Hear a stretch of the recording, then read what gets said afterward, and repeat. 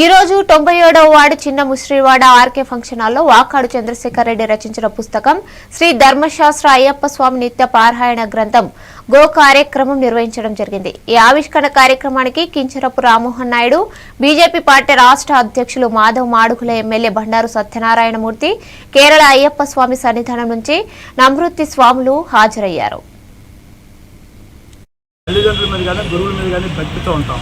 అందుకే అయ్యప్ప స్వామి దీక్ష కఠోరమైన దీక్ష 41 రోజులు బ్రహ్మచరిత్రంతో మరి ఎటువంటి దురాలోచనలు లేకుండా ఎటువంటి తప్పుదో మార్గాలు పట్టకుండా 41 రోజులు దీక్ష చేస్తూ స్వాములందరికీ పూజలు చేస్తూ మంచి భిక్ష పెడుతూ మంచి ఆహార అలవాట్లు ఉన్న అయ్యప్ప స్వామి భక్తి అనేది రోజు రోజుకి ప్రభుత్వం ఉంది। అయితే నేను ఒకటే కోరినప్పుడే మాధవ్ గారిని కానీ మన ప్రభుత్వాన్ని కానీ మహాకూటమి కానీ చాలామంది అయ్యప్ప స్వామి భక్తులు శబరిమల వెళ్ళి ఇబ్బంది పడుతున్నారు। ఎందుకంటే ఇబ్బంది అక్కడ వసతుల సౌకర్యాలు లేవు మనకి।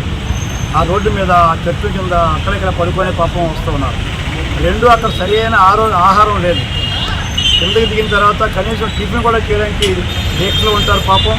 నేను కూడా చేశాను। పైకి ఉపవాసంతో పండెక్కుతాం, మళ్ళీ ఉపవాసంతో పండ దిగిన తర్వాత సరైన ఆహారం లేదు। అందుకే ఇప్పుడు ఎలాగైతే కాశీలో కానీ, తిరుపతిలో కానీ, సముద్రపంలో కానీ, అన్నవరంలో కానీ మనం భోజన సౌకర్యం కల్పిస్తున్నామో అదే రకంగా అక్కడ కూడా మన రాష్ట్ర ప్రభుత్వం నుంచి, తిరుపతి దేవస్థానం నుంచి కానీ ఎవరో ఒకరు అక్కడ కూడా అన్న సంతర్పణ పెట్టి అకామిడేషన్ కనీసం 500 రూములు గదులు కట్టమని నేను మాధవ్ గారు చెప్పాను। రేపు మా ముఖ్యమంత్రి గారు రిక్వెస్ట్ చేస్తాను। డెఫినెట్గా శబరిమలలో అక్కడ స్థలం ఇవ్వట్లేదు।